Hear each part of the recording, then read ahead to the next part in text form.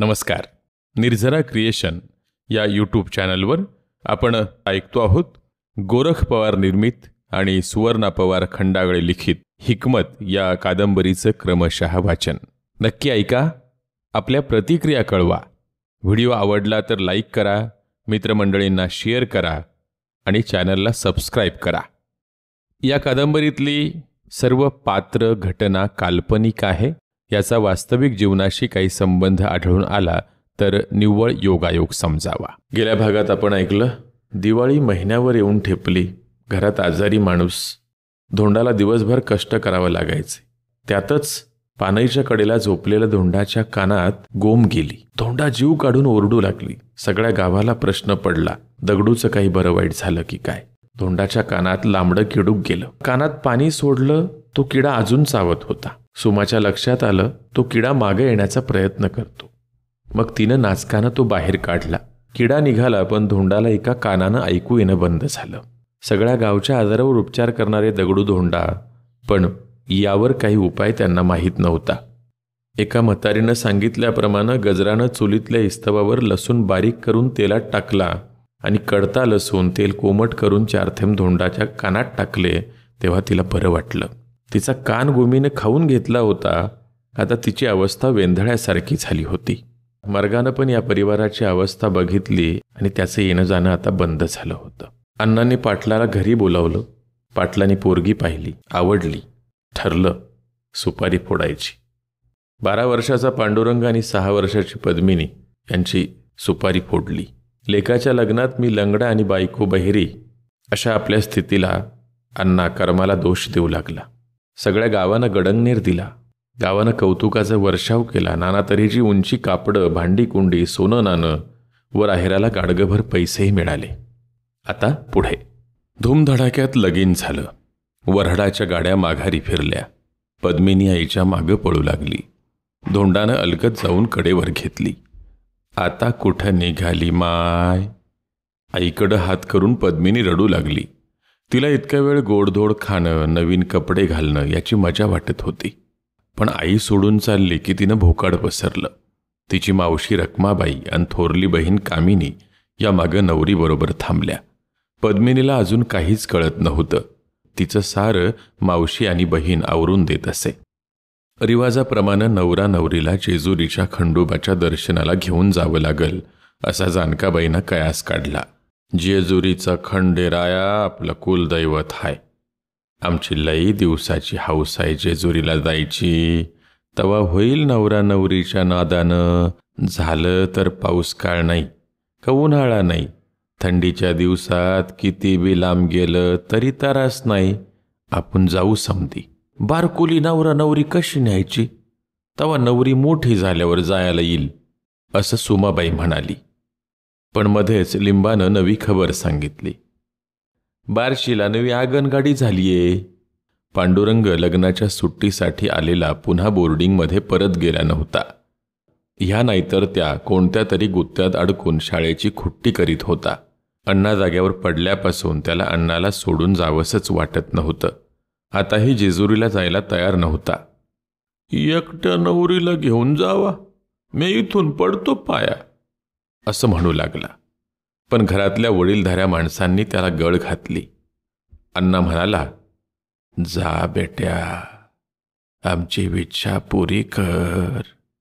5 बायका झाल्या तरी जेजुरीला जाता आलं नाही. दर लग्नाच्या येळी आई म्हणायची, जेजुरीच्या खंडोबाला जोडीनं जाऊन ये. पण तवा आगीन गाडी नव्हती. घोड्यावर नाहीतर बैलगाडीने जावं लागे. घरी म्हातारीला सोडून मन निघत नव्हतं. याना त्या कारणानं राहून गेलं. आता तुला काय बी अडचण नाही. तवा तू जाऊन ये देवाला. माझा बी दंडवत घालून ये. सगळ्यांचं ऐकून पांडुरंग अनिच्छेनेच निघाला. रस्त्यातच लिंबानं सांगितलं, नाना, काळ्या कोटाचा तिकीटवाला येतोय. 12 वर्षाच्या आतल्या लेकराला तिकीट लागत नाही. तवा तुम्ही 12 वर्षाच्या आतला हाय असंच सांगा. पांडुरंग म्हणाला, नाही, मी यंदा 7वीला हाय. तेव्हा मला 12 वर्ष गेल्या सालीच झालं. आता 13वं. दोघा नवरा बायकोला आम्ही फुकटच जेजुरी दाखवणार हाय. आमची काढताव तिकीट, तेवढेच आपलं पैसे वाचत्याल. नानानं मान हलवली. सांच्या पारी बार्शीच्या स्टेशनात धूर फेकीत शिटी वाजवीत गाडी आली. माणसाच्या गर्दीत सारी जणं पटापटा गाडीत चढली. तायमानं पद्मिनीला कडेवर उचलून घेतलं. पांडुरंग सर्वांच्या आधी गाडीत जाऊन बसला. गाडी हलली. लेकरांना बाहेर पळणारी झाडं बघून मजा वाटू लागली.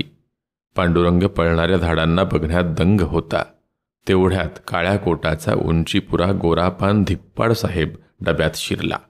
इतर प्रवाशांची तिकीटं विचारित होता. पांडुरंगच्या लिंबानं येताना सांगितलेलं ध्यानात आलं आणि तो खिडकीतनं उठून तिकीट तपासणाऱ्याच्या पुढं जाऊन उभा राहिला आणि म्हणाला, ओ साहेब, मी 12 वर्षाच्या आतला आहे बरं का, असं म्हणून सांगू लागला. तिकीट तपासणारा हुशार माणूस. त्याच्या तात्काळ लक्षात आलं.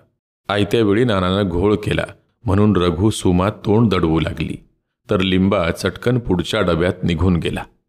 आता तायमा आणि पद्मिनी बसलेल्या बघून तो धिप्पाड माणूस तायमावर गरजला, ए औरत, तुम्हारा बच्चा है क्या?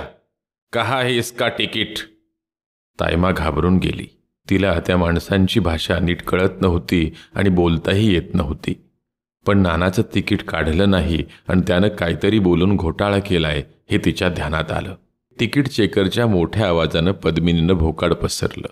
तिची बहीण कामिनी तिला गप्प करीत होती आणि तायमा आता साहेब काय करतोय की म्हणून घाबरून गेली होती. तिच्या तोंडातून शब्द फुटेना. ती ततमम करू लागली. पांडुरंग तोंडात बोट घालून खिडकीत बाजूला अपराध्यासारखा उभा होता आणि समद्याला साहेब अडकवून ठेवतो की काय म्हणून जिकडच्या तिकडं सारीच गप्प होती. तेवढ्यात कामिनी, पद्मिनी, रखमाबाई, तायमा, पांडुरंग यांना साहेबांनी दुसऱ्या डब्यात नेऊन एका जागी बसवलं आणि पुढच्या स्टेशनला उतरलं की पोलीस स्टेशनला जायचं असं सांगितलं. तायमा देवाचा धावा करीत होती. खंडेराया, दाव कुठं आहेस बाबा?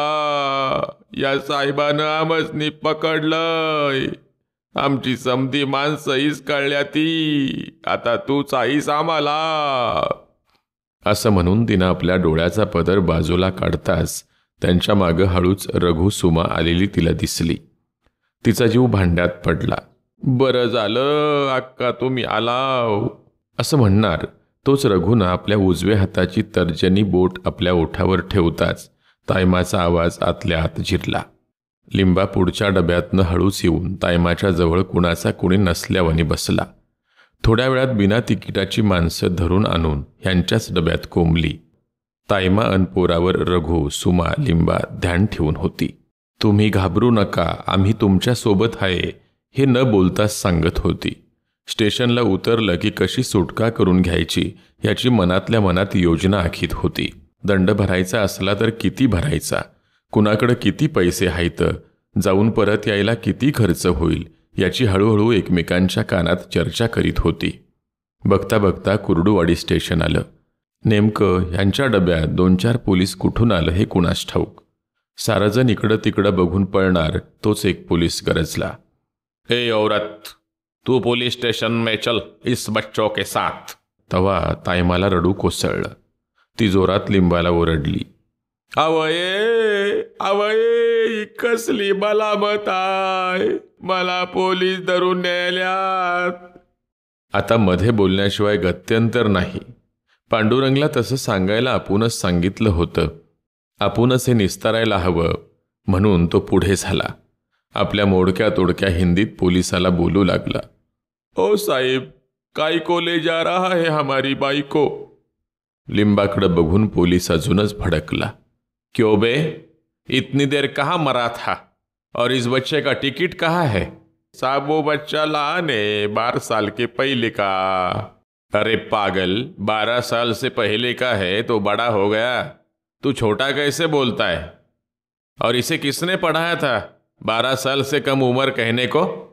साहब हमने ही बताया था, लेकिन ये 12 साल पहला है. चल फिर पुलिस स्टेशन में जांच करेंगे. नहीं नहीं साहब, नहीं नहीं साहब, गाड़ी में हमारी और भी मानस है, वो इधर उधर जाएंगी. रात का टाइम है और हमें दौड़ जाना है। साहब आज जोड़ता है आपको, हमको छोड़ दो साहब, आपके पाया पडता हो साहब. असं म्हणून लिंबा प्लॅटफॉर्मवरच पोलिसाच्या पायाजवळ वाकला. ए पागल लोग, अब वो टीसी मुझे मारेगा, पहले आप लोग अंदर चलो, बाद में देखेंगे. तोपर्यंत साऱ्यांना पोलिसांनी प्लॅटफॉर्मवर फरफटत आणलं. सुमा, रघु, रखमा आणि समधी एका जागेवर जमा झाली. सुमा पुढं होऊन शहाण्यासारखी टीसीला बोलू लागली. साहेब एक बार चुकलो, पोटात घ्या, माफी करा, देवाला चाललाव, नवी नवरा नवरी सोबत हाय, आमची समद्यांचे तिकीट आहेत, आम्ही एकच तिकीट काढलं नाही, पाहिजे तर दंड घ्या, काय आणा 2 आणा. असं म्हणून तिनं कमरेच्या चंचीत हात घातला. 4 आण्याचं नाणं साहेबाच्या हातावर ठेवलं अन उठा बरं आता, चला लवकर. असं म्हणून तिनं सुटका झाल्याचा श्वास सोडला. पोलीस 4 आणे हातावर घेऊन खुश झाला आणि लिंबानं पांडुरंगला चांगलाच दम भरला. नाना, तुला वाटतंय तू शाळा शिकला, पण तू तेवढा हुकला बघ. तुला काय घेणं होतं त्या साहेबाला जाऊन धडकाय. नाना म्हणाला, अप्पा तू आज सांगितलं तसं सांग, तो आम्हाला हे कुठं सांगितलं होतं, त्यांनी विचारल्यावरच सांग म्हणून. असं सुमा म्हणाली. दोघा बी भावलंय शान हवं, चला. अन सारीजण हसू लागली. इकडं दगडूचं दुखणं वाढत होतं. त्याला आन गॉड लागत नव्हतं. धोंडा रोज नवं काहीतरी खाऊ घालायची, पायाला चोळून रगडून द्यायची. कवा पारव्याचं रगत लाव, कवा भल्याचं अंड लाव, कवा तिळाचं तेल लाव. तिचं रोजचं नवं औषधीचं चालू होतं. ह्या आजारातून दगडू उठेल असं तिला बी वाटेना. ती मनोमन खचून चालली होती. गजरा आणि ती स्वतः कशी सांभाळणार होती. घरातलं समद किडूक मिडूक मोडलं होतं. लोकाकडं असलेलं देणं बऱ्यापैकी परत येऊन संपलं होतं. तिच्या पुढं सारा अंधार दिसत होता. एकच आशेचा किरण होता, तो म्हणजे दगडूसारखी वैद्यगिरी तिला करावी लागणार होती. पण त्यातलं सारं कळलंय असंही तिला वाटत नव्हतं. तिनं नाग, इंचू, साऱ्या किड्यावरील उतार शिकून घेतलं. तिनं भाजलं, ओरखडलं, चेपलं, दुखावलं ह्याच्यावरचं औषध शिकून घेतलं. विषबाधा, पोटात चुकून एखादी वस्तू गेली तर कशी काढावी हे तिला माहीत नव्हतं. हळूहळू अन्नाला विचारून तिनं तेही केलं. सदावाण्याच्या गाईनं चामड्याची चप्पल खाल्ली होती. तिच्या दुखणाऱ्या पोटावर औषध देऊन धोंडानं आपला गाईच्या तोंडात लांबवर हात घालून चप्पल बाहेर काढली होती. दगावणारी गाय वाचली. सदावाण्यानं धोंडाचं कौतुक केलं. दगडूला खायला शेरभर तूप आणि 5 पायल्या गहू घरला धाडून दिला. धोंडाच्या करामतीचं दगडूला कौतुक वाटलं. आता धोंडी माझ्या माघारी उपासी मारायची नाही, असं म्हणून त्यानं तिचा हात हळूच आपल्या हातात घेतला आणि म्हणाला, डाळ द्यायचं शिकून घे, ती अवघड असतंय. ओलीचं जरी औषध कमी झालं तरी माणूस दगावतंय. बघ, अन डाळ देऊन झालं की घडीभरानं हमखास दही भात आणि गुळाचा खडा खाऊ घाल. त्यात काय असतं, एकाला 5-6 पानाचं इडं देऊस्तवर काय बी होत नाही. एखादा 2 इड्यातच हागवक करतो. ज्याच्या त्याच्या कोठ्यावर असतं. ज्याचा कोठा जड त्याला औषध जास्त. अन पोळलेल्यावर संद्रुपाची साल अन करंजीचं तेल रोज शिकाकाईच्या पाण्यानं धुवून लावायचं. नीट ध्यानात ठेव, ही द्या तुझा आण हाय. नीट शिकलीस तर तुला दुसऱ्याच्या बांधाला मजुरीला जावं लागायचं नाही. नाहीतर माझ्या माघारी एवढी पोटं कशी भरशील तू. तुम्ही काय बी काळजी करू नका. तुम्हाला काय काय येतं ते सारं मला शिकवा. म्या नाही इसरायची, समद बरोबर ध्यानात ठेवीन. तुम्ही आंबील पिताना काय खात्यात ते नाही सांगितलं. त्याला बघ कोरफडीचा गाभा आणि हळद मीठ रोज अनुशापोटी खायचं, म्हणजे पित्त लय जोर करीत नाही. आवळा, हिरडा, बेहडा, मुरड शेंग ह्या अधूनमधून खाल्लं की पोट मोकळं होतं आणि पित्त बी वाढत नाही. तुम्हाला जसं आठवल तसं मला सांगत चला. मला काम होते. कोंबड्याच्या अंडी बघायच्या. ती कोंबड्या दगडधोंडा चुकाट्यात कुठं बी अंडी घालतात. उजेडाची गावली तर बरं. नाहीतर सांच्याला अंड्याच्या वासानं उद्मांजर येते, असं म्हणून ती उठली. कुरकुलभर कोंबड्यांची अंडी हुडकून आणली. त्यातलीच काही ताजी अंडी तिने उकडायला टाकली. निर्झरा क्रिएशन या यूट्यूब चॅनलवर आपण ऐकतो आहोत गोरख पवार निर्मित आणि सुवर्णा पवार खंडागळे लिखित हिकमत या कादंबरीचं क्रमशः वाचन. संपादन प्रसाद पवार. नक्की ऐका. आपल्या प्रतिक्रिया कळवा. व्हिडिओ आवडला तर लाईक करा, आपल्या मित्रमंडळींना शेअर करा आणि चॅनलला सबस्क्राईब करा. धन्यवाद.